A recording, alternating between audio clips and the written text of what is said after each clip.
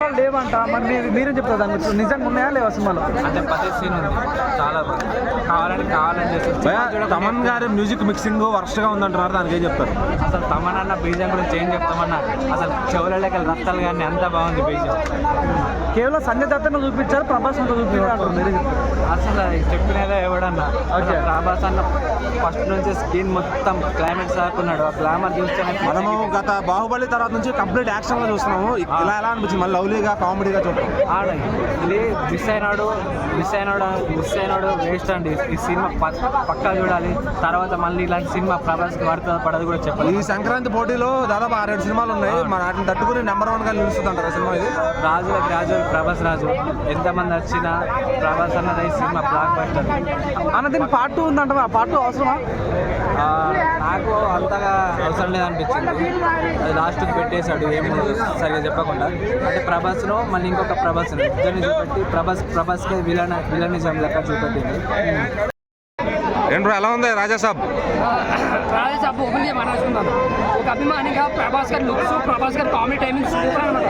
15 ఏళ్ళ తర్వాత ఇలా చూసి మీరు చాలా అంటే చాలా హ్యాపీగా ఫీల్ అంటే ఎంజాయ్ చేస్తాం ఆయన యాక్టింగ్, ఆయన కామెడీ టైమింగ్. కానీ సినిమా పరంగా చెప్పాలంటే ఒక యావరేజ్ సినిమా. అంటే ముగ్గురు హీరోలు కథకు అవసరం లేదు. కాకపోతే ఏంటంటే ప్రభాస్ గారిని ఒక హీరోయిన్ ఒక టైప్ ఆఫ్ కామెడీ రొమాన్స్ చేయాలనుకున్నాడు కాబట్టి అది ఓకే. కొంతవరకు ఆయన అంటే ఇప్పుడు 15 ఏళ్ళ తర్వాత ఆయన వింటేజ్తో వచ్చాడు.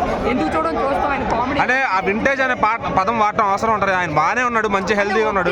వింటేజ్ యాక్టింగ్ ఇప్పుడు అంతా నరుకుడు కట్టుళ్ళు ఎన్ని అయిపోయినాయి కదా. ఇప్పుడు కేవలం ఒక లవర్ బాయ్గా చాలా సాఫ్ట్గా డార్లింగ్ లుక్స్, డార్లింగ్ అంటే డార్లింగ్ యాటిట్యూడ్ తెప్పించాడు కదా. దానివల్ల హ్యాపీ అంతే మేము. కానీ సినిమా పరంగా చూసుకుంటే ఒక స్టోరీ లేదు, ప్రాపర్ ఎడ్యుకేషన్ స్క్రీన్ ప్లే లేదు. అంటే విశ్వప్రసాద్ గారు 300 కోట్లు ఇచ్చి ఒక డైమండ్ లాంటి ప్రభాస్ని ఇచ్చి ఏం చేసుకుంటా చేసుకో అంటే తగలేసాడనే చెప్పాలి, ముక్కలు చెప్పాలి. అంటే ఇక్కడ మారుతి గారు ఫెయిల్ అయ్యారు అనుకోవచ్చా? అది ఒక్కడే ఫాల్ట్, ఒక్కడే కాదు. తమను కూడా న్యాయం చేశాడు. సాంగ్స్ బాగున్నాయి ఆయన సినిమాలో. ఇంకోటి చెప్పాలంటే ఆయన బ్యాక్గ్రౌండ్ లవ్ మ్యూజిక్ కూడా చాలా బాగా అనిపించింది. క్లైమాక్స్ ముఖ్యంగా ఆయన కొన్ని గురించి బ్యాక్గ్రౌండ్ చాలా హైగా అనిపించింది మాకు. నిజంగా విజయ్ చేయాలనిపించింది. అంటే ఈ పండక్కి 5-6 సినిమాలు వస్తున్నాయి కదా మొత్తం కూడా, మరి అందులో తట్టుకుని నిలబడే అంత కెపాసిటీ సినిమా సినిమా ఏదున్నా సరే అది ఇట్లా కాపుతో సంబంధం ఉండదు. కలెక్షన్లు అయితే వస్తాయి. ఇంకా నువ్వు సంక్రాంతి టైం కాబట్టి కలెక్షన్ విశ్వప్రసాద్ ఏ లోటు లేదు. కానీ ఫ్యాన్స్ పరంగా నువ్వు చాలా హట్ అవుతుంది. ఎందుకంటే మారుతి గారు ఏడ్చి అంతలా పిల్లప్ ఇచ్చినప్పుడు ఓరి అమ్మిడి ఎంతలాగా ఏడ్చారు కమలాసన్ అనుకున్నాం. కానీ నిజంగా ఆయన మమ్మల్ని చేసాడు కమలాసన్ సినిమా చూసిన తర్వాత. సో నా వరకు చూసుకుంటే జస్ట్ యావరేజ్ అన్న. ఫస్ట్ హాఫ్ కామెడీగా కొంచెం లాగున్నా బోర్ కొట్టదు సినిమా ఓకే. కానీ సెకండ్ హాఫ్ స్టార్ట్ అయినప్పుడు కూడా ఇంట్రెస్ట్గానే స్టార్ట్ అవుతుంది. కానీ తర్వాత ఎక్కడెక్కడికో వెళ్ళిపోతుంది. బాగా లాగ్ తీస్తాడు. మళ్ళీ పార్ట్ 2 అంటారు. పార్ట్ 2 మాత్రం వద్దు. ఎందుకంటే సినిమా ఇది రాజాసాబ్ టైటిల్ చాలా బాగుంది. ఆ టైటిల్ పడిన తర్వాత కొన్ని వింటేజ్ లుక్లు వచ్చాయి, అది బాగుంది. అయితే చాలా మంది ఏమన్నారంటే ప్రభాస్ గారు వింటేజ్ లుక్లో చేస్తాం కానీ మారుతి అంటారు.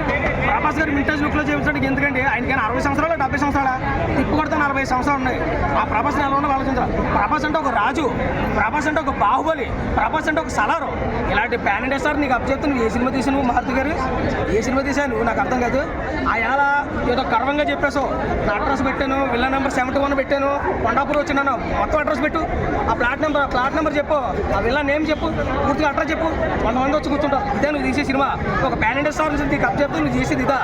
ఆ రోజు ప్రీవియన్ షోలో నమ్మ కాలర్లు ఎత్తేస్తున్నాను అన్నారు. అంటే మారుతి గారిది కామెడీ హారర్ స్ట్రాంగ్ జోన్, మరి ఆయన వాడుకోలేకపోయారు ఆ జోన్ ని. ప్రభాస్ గారు వాడుకోలేదు అన్నారు, నిజంగా వాడుకోలేదు. కామెడీ ప్రభాస్ గారు చేశారు కాబట్టి కామెడీ పండించారు.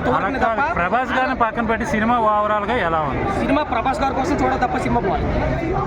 ఓవరాల్ ప్రభాస్ గారి కోసం ఒకసారి చూసినా, 2 సార్లు చూసినా, 3 సార్లు చూసినా ప్రభాస్ గారి కోసం చూడాలి తప్ప అయితే అంత అనిపించలేదు. ఏదన్నా మైనస్ ప్లస్ ఉంటే మారుతి గారికి ఇచ్చేద్దాం.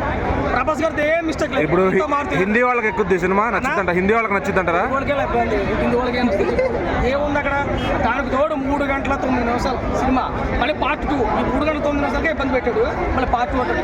నిజంగా చెప్పాలంటే తెల్లవారుజామున 6 గంటలు వేసాం. బ్రష్ చేసి స్నానం చేసి 1 గంట ప్రయాణం చేస్తే ఇక్కడ వస్తున్నాం. ఇక్కడ పోతే 8 గంటలుగా వేసాడా, 5 నిమిషాలు పెంచాడు. 3 గంటల 9 నిమిషాలు సినిమా చూపించాడు. మళ్ళీ వచ్చి రివ్యూ చెప్పుకుంటే ఇంటికి అంటే 5 గంటల టైం వేస్ట్ అయింది, 500 రూపాయలు వేస్ట్ అయింది. తమన్ గారి మ్యూజిక్ అదిరిపోయింది అంటారు, అది ఎలా అనిపించింది? హీరోయిన్స్ ముగ్గురులో నాకు నిధి అగర్వాల్ కాకుండా ఇంకో అమ్మాయి కాకుండా ఒక ఫైట్ అవుట్ చేసింది. ఆ అమ్మాయి చాలా బాగుంది. ప్రభాస్ గారు కరెక్ట్ జోడి అనిపించింది. ఆ కట్అవుట్కి కట్అవుట్ బాగుంది అని అనిపించింది. సరే ఏదన్నా సంజయ్ దత్ గారిని అది మొత్తం మొక్కోట చూపించారు. మిగతా పార్ట్ అంటే ఇందులో వన్ మెన్ షో కానీ ట్రాక్ సరిగ్గా లేదు. మరి ఈ సంక్రాంతి పోటీలో నిలబడ కదా అంటారు ఈ సినిమా. సంక్రాంతి పోటీలు నిలబడితే నా ఎక్స్పెక్టేషన్ బట్టి ఇది 9వ తారీఖు వచ్చింది, 2 రోజుల్లో బాస్ వచ్చేస్తున్నాడు, ఇది తిరగలేదు. సినిమా అయితే ఇంకా ఈ పండగ 2026 సంక్రాంతి సీజన్ అయితే విన్నర్ అయితే చిరంజీవి గారు. ఖచ్చితంగా మార్చి గొడైతే కట్టరు, పంచుకోవడం పార్కులో కొడతారు ఫ్యాన్స్. డైనోసార్ కాస్త తిరగబడిపోయింది. ప్రభాస్ గారు ఆ రేంజ్లో ఉంటాడు, ఆయన సరిగ్గా మార్చికి రాలేదు. దయచేసి మార్చి ప్రభాస్ గారు మంచితనాన్ని వాడుకుని ఇంకా హై లేపుతాడు అనుకున్నా మారుతి. ఆ డైనోసార్ని కింద పడుకోబెట్టింది. డైనోసార్ కాదన్న క్రొకోడైల్ అది. సరే బాబు తెచ్చుకున్నాను.